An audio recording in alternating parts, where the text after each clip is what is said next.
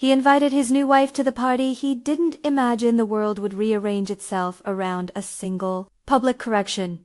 A tycoon stepping forward and kissing his ex. On the rooftop of the coal building, where a string of yellow bulbs caught the night like a caught breath, Sebastian held his champagne at waist level as if it were a medal he could pass out. The skyline fanned behind him in slick glass and neon, a city that liked to be congratulated. Lydia, with nails lacquered, the color of some expensive hush, leaned into him and smiled with the precision of a staged photograph.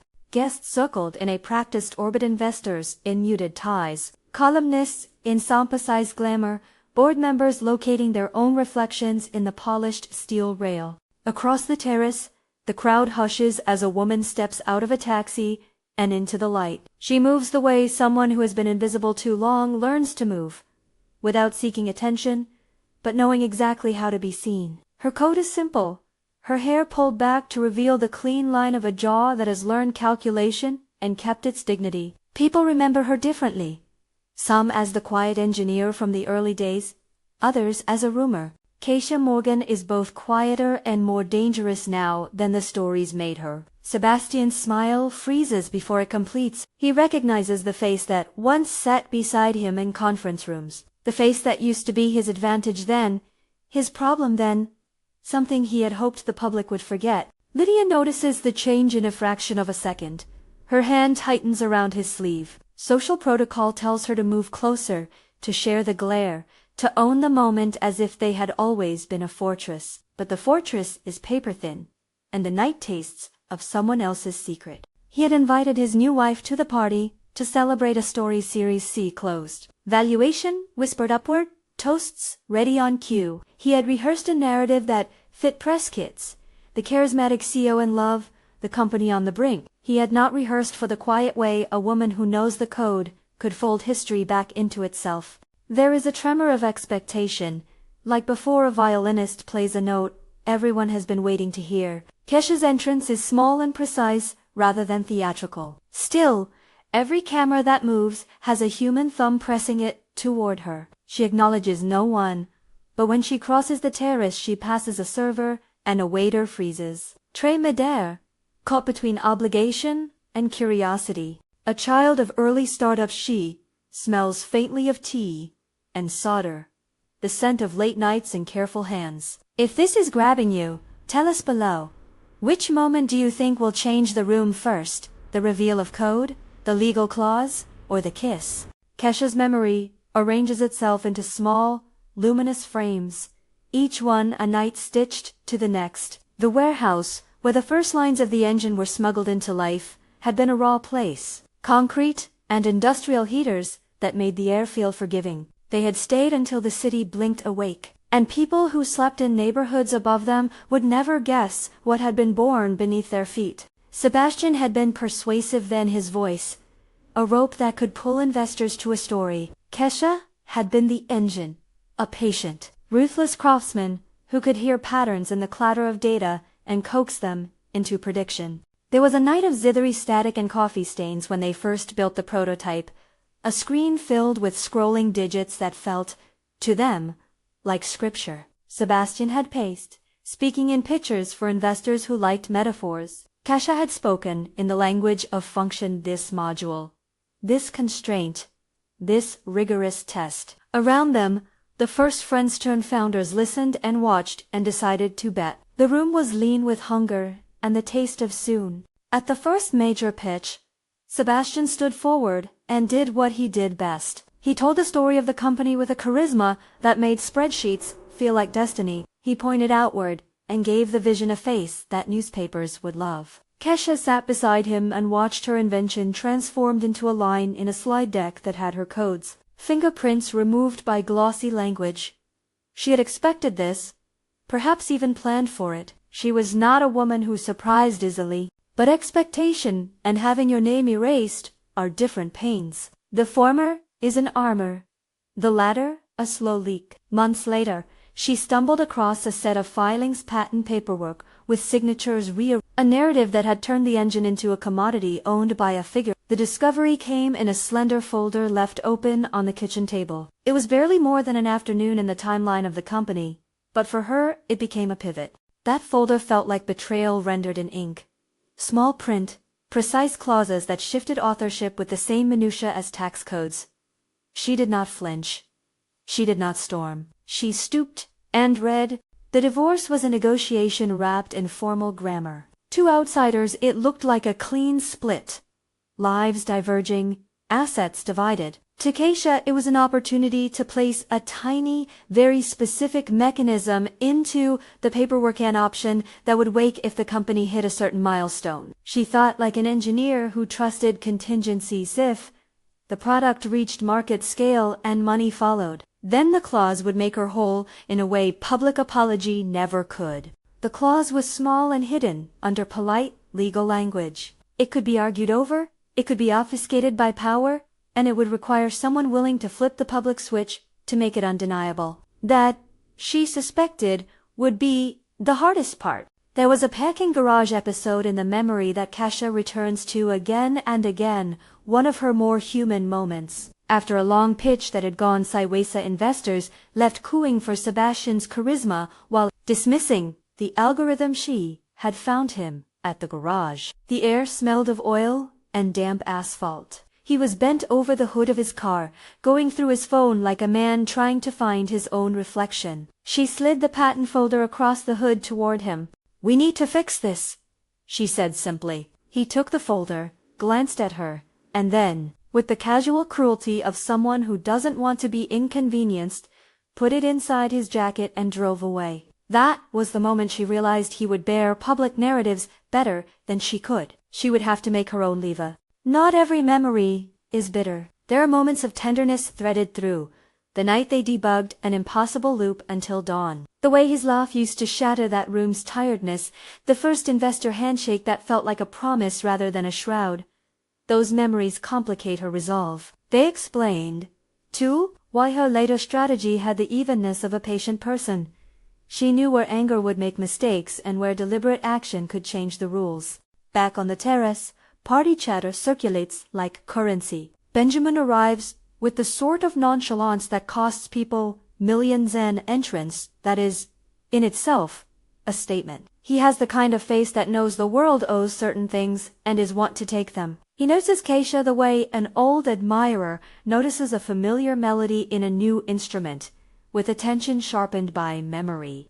He approaches without fanfare and with the confidence of a man who has closed rooms by the strength of his choices. "You're not supposed to be here," Sebastian says before he has fully framed the sentence. It comes out as a calibration, an attempt to reassert ownership of the moment. His voice has measured control, like a conductor trying to reset the orchestra's tempo. Keisha listens. She answers with a kind of economy that has a dangerous clarity. "I am here," she says. There is no plea in it, merely a fact placed where the party's screenplay expected fiction. Benjamin watches them both with a slight smile that says he has already entertained several possible futures and chosen one. He has been an admirer from afar of the engine, of the logic of it, and, quietly, of Keisha herself. His admiration has a talent for turning into leverage. Earlier that day, in a hotel lobby with the city's reflection bending glass behind him, he had sent her a message that read like a business proposal wrapped in a confession. He offered the infrastructure to make the clause unavoidable in practical terms transfer mechanisms. Investor Sinoff. A press narrative to solder the moment into the market's memory. Some of those mechanics are indefinito in legal detail. In the world of tonight, they are arranged. He is not the angel of vengeance. He is the strategist who will use spectacle as an instrument.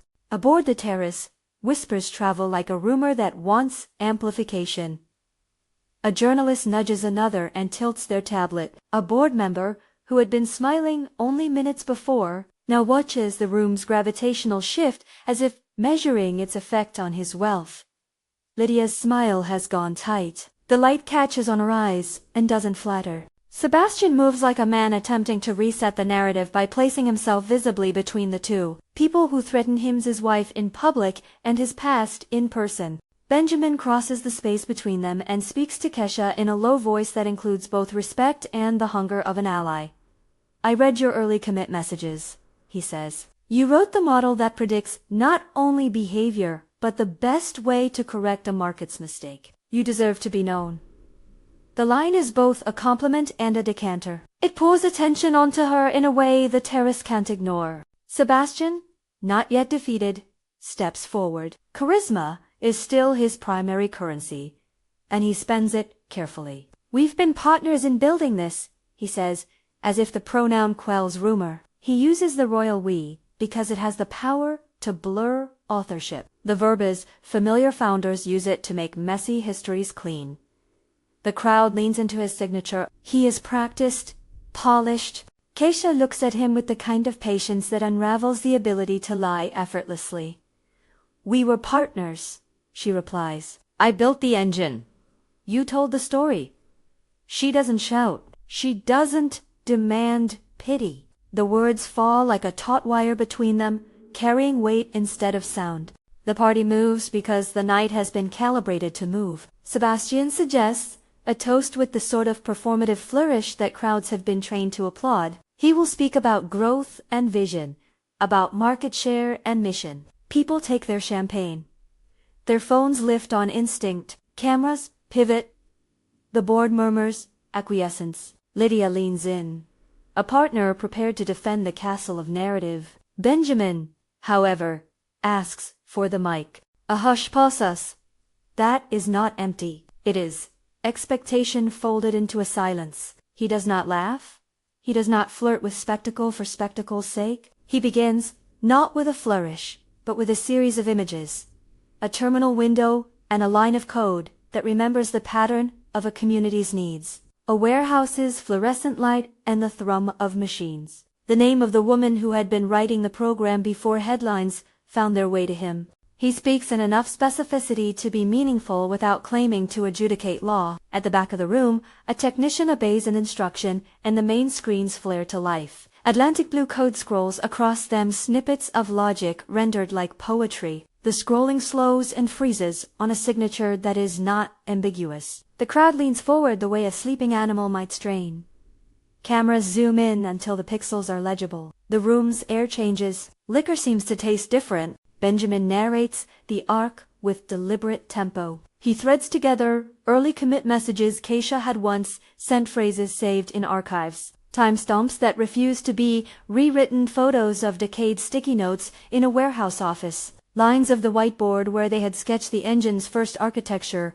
He frames these not as salvos in a personal war, but as proof that the story had been misattributed in the public marketing, that has monetary consequences. Now someone is willing to press them. Sebastian's face drains of its practiced sheen. There are small pulls of denial at the corner of his mouth. He makes a joke, sharp and forced. It lands with the weight of a clap in a nearly silent room. A few polite laughs unspool, but they sound like stockings being pulled on in a dark room, awkward and reluctant. Benjamin lays the legal puzzle out, careful about the terms. He mentions the clause tucked into divorce paperwork, the contingent trigger that would make Keisha a shareholder upon a qualified funding event. He cannot, convincingly or ethically, pretend to be an oracle of enforcement. The finer points how transfer mechanisms would operate in practice are in. What he can do, and what he chooses to do, is to make the evidence undeniable, and to orchestrate the public will in a way that pressures transactional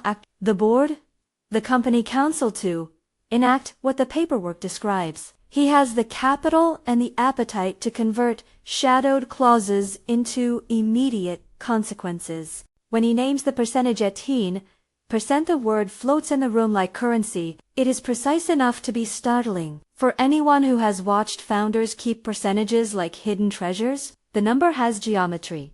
It changes control, alters dilution models, reframes conversation in a single semantic beat. People whisper. Lydia's hand trembles on Sebastian's sleeve. Sebastian's panic is not a pop of melodrama. It is a measured sliding of someone whose map of social leverage is unraveling. He makes calls with his voice a little too steady. He turns to board members whose loyalty is not a given. He argues in the language of markets and valuations, short-term atoll, to shelter his stake. The board divides subtly into camps, faces that calculate risk versus reputation. Some shift roles, unwilling to be on the wrong side of a moment the market will remember. Kesha watches. Not as a passive recipient, but as someone who has set a machine in motion and is now observing its working parts. There is no triumphalism in her face, simply a steady comprehension of consequences and a steadiness about not giving space for dramatics to steal. The fact of her authorship. When someone accuses her private, lethal whisper is sharp and cruel, as if the party itself insists on softening the revelations she answers in the language she has always used. Exact and Benjamin's announcement is both a political maneuver and a personal declaration. He knows that money can do what apologies often cannot. It can change public accounting. He understands how investors are social animals. A spectacle that aligns capital and narrative is a forced multiplier. That is why, when he reaches for Kesha after announcing the equity transfer, after the legal team has been looped, after investors have been nudged, after the screens have replayed her handwriting on the code, he does not do something theatrical for cruelty's sake. He leans in and kisses her. It is brief and public and complicated. The press records it, cameras expand it into the frame, and the world presses into the moment. The kiss has multiple registers at once. A salute in an era of performative justice, a personal claim that is both tender and political, an affirmation that the person who built the engine is no longer the room's footnote. Benjamin's lips on Kesha are not an erasure of the past. They are a punctuation, a statement to the market and to the many people who had benefited from a softer narrative, that someone else had authored what she built. The terrace responds, as if pulled by a magnet. Glasses tilt and fall. Conversations hiccup. Sebastian's face breaks in a way that is private and public at once. He moves toward them like a man trying to recapture a moment he's already lost, and the movement is both too late and too theatrical. Lydia's gaze breaks. A sound escapes her that might be a laugh or a small sob. Board members look away as if the world requires them to practice discretion now. Reporters begin the economic calculations in their heads, even as they frame the emotional arc for their readers. The screens behind Benjamin replay the evidence.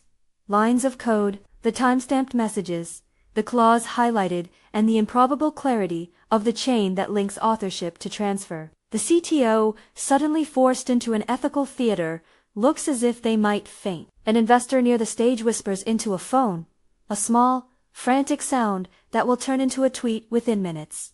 The public embarrassment is not a cartoon of cruelty. It is the honest collapse of a narrative that had been built on polished omissions. After the announcement, the scene fracturing is quick and tender in the ways of real life. Lawyers cluster like moths. Someone grips Sebastian's arm and speaks business truth that reads like a diagnosis. The company's PR will be occupied for weeks, compensation schemes will need recalibration, and there will be shareholder calls. Lydia exits with her posture intact but her eyes raw. She leaves, as someone who knows how to exist in the aftermath of performance. Kesha is approached by a small phalanx of reporters who hang on her phrases. She answers with the precision that has always been her armor and her weapon. She refuses to use the moment for vengeance. She refuses to let the night become about show. When a camera asks if she wants restitution beyond the equity, she presses her lips together and says, "I wanted my work to be known." The simplicity of it is profound because it refuses the currency of melodrama, and insists instead on recognition. Benjamin watches her from a short distance. His admiration has pieces that are financial and personal, and in the wash of public attention, his face is not triumphal.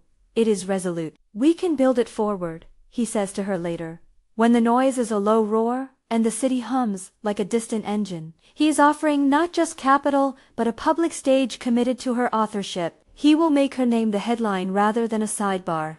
There is a private exchange in the lot as they leave. Security lights smear across wet pavement. Kesha stands a little apart and watches Sebastian speak to someone who looks like a crisis manager, his posture thin with the weight of sudden vulnerability. She does not gloat. Sebastian is not a pantomime villain. He is a real man with complexity.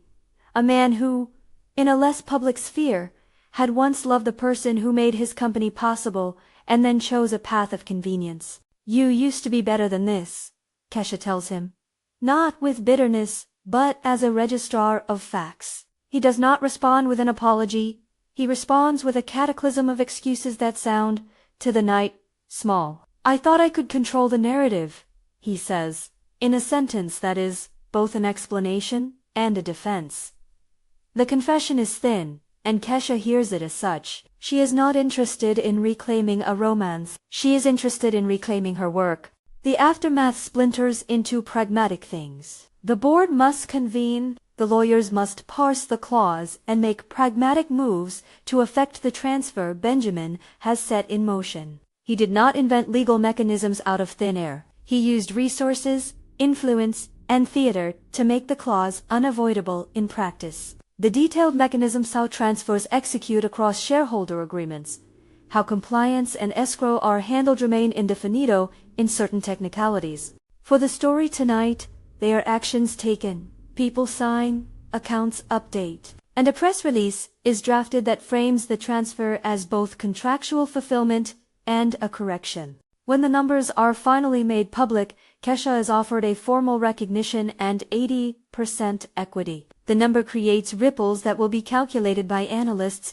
and quoted by op-ed writers. For her, it is less about percentage and more about the acknowledgement that the world now has to account for her work. She accepts with the quiet grace of someone who has been holding a long-held breath and finally let it out. There is a moment, later, when Benjamin and Kesha stand under a city awning and the rain begins its polite fall. He says things that admit to more than business. How he was drawn to the logic she used to see the world. How he admires the way she writes code, the way other people compose music. Kesha listens. She allows a small concession in the shape of a smile. There is no immediate desire to be more. She has learned that public correction doesn't inscribe itself into private arcs without time. He asks about partnership both in work and in what might come after. She keeps her answers measured. I will work my way back into the company, she says. I will set the engineering tone. I will make sure credit is attached to craft. Her ambition is precise. It is not revenge. It is restoration. Benjamin smiles and offers his support. Not because he wants to own her, but because he wants to build with someone who sees the world cleanly. Sebastian's collapse is not total, but it is real. He is confronted with the contrast between stage and substance. He can charm rooms but cannot charm the facts away. He is exposed in ways the boardroom rarely allows, as someone who misrepresented authorship and then relied on social capital to cover it. The consequences are immediate. His leadership is questioned publicly. Investors murmur. Reporters begin to frame the narrative not as a fall but as a necessary editing of history. There are interviews where he defends himself with language that rings hollow next to the evidence. He tries to reach Kesha privately, but she has already closed the chapter that might have let him re-enter it. Lydia's story is a quiet side thread that deserves a small, respectful mention. She is not a villain. She is a woman who married into a narrative and expected to live inside its curated version. The revelation forces her to reconcile the public image she bought into with truths she did not know how to face. She steps away not as a scorned woman, but as someone taking a moment to process the unexpected collateral of high-stakes theater. Her exit in the night is small and dignified. She leaves the rooftop with a coat over her shoulders and a face set toward an unknown future. In the weeks that follow, the press cycles through phase shock analysis and then a more settled recognition. Investor letters recalibrate. Analysts update models. The company's leadership calls new meetings. Kesha returns to the product suite with the public weight of recognition but also the private labor of rebuilding trust with teams that had been told a different story. There are small scenes that make the long arc feel human. In one, Kesha walks into the engineering bay and watches as young engineers point to a whiteboard and say, "This line that was yours." Her recognition is not ceremonial. It feels like people she respects finally saying a simple fact aloud. She corrects no one. If a child's face shows surprise, she nods, an acknowledgement that the world can be remade by the simple mechanics of truth said loud. Benjamin sits on the edge of a table in a room filled with servers and offers suggestions that are technical and strangely tender.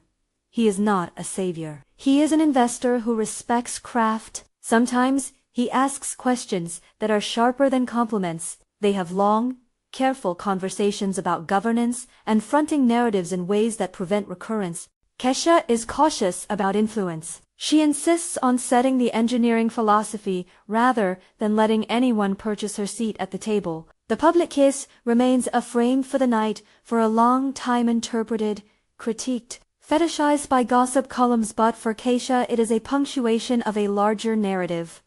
She takes nothing from it she did not earn. She doesn't let it define her. The equity is a tool, not a trophy. She uses it to expand a team, to publish the paper that explains the ethics and mechanics of their engine without exposing private user data, and to create a small fellowship program for engineers from underrepresented communities who had once been invisible to the market's effusive gaze. In a quiet courtyard months later, she stands with Benjamin and watches the city tapestry. The press has softened, the company has restructured, and the world has reread its earlier headlines with a better attention to detail. They are not a couple stitched of cliché, they are two people who recognize each other's utility and tenderness. When she looks back at the company, it's not with the wistfulness of someone who wants to recapture a past life. It's with the clarity of someone who is building a new one where her name is visible on doors, on papers, and in the public catalog of what she made. Sebastian's story continues in a different register: boardrooms, reputational repair, quiet interviews. There are rumors of settlements and PR strategies. He navigates a world where charisma is still currency. But the market has learned that narrative without truth is an investment that will eventually erode. He learns belatedly that presentation can only carry you so far. Kassia's final look at the party, when she pauses for an instant on a pedestrian bridge as she and Benjamin walk away, contains no gloating. It's a composed, private moment where she notes the way the building used to mean something different than it does now. The lights of the city wink as if to say everything changes. For her, the evening was never about spectacle. It was about correcting an equation that had been wronged for too long. He invited his new wife to the party, thinking the night would confirm his narrative. Instead, the night corrected the record in a way market analysts would later describe as material, and historians will frame as a necessary public rectification. A tycoon kissed his ex. Yes, but the kiss was less about romance and more about recognition, pronounced in a language the world listens to.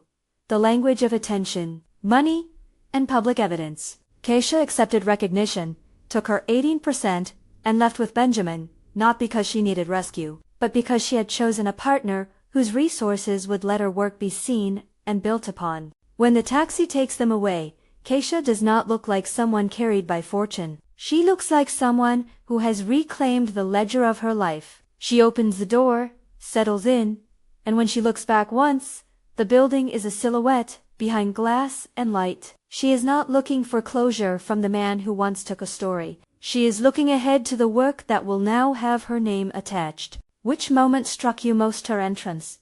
The reveal on the screens, or the kiss that rewritten the evening? Tell us below. If you want more stories like this, sharp, human, and true to the messy calculus of power, subscribe and join us for the next one.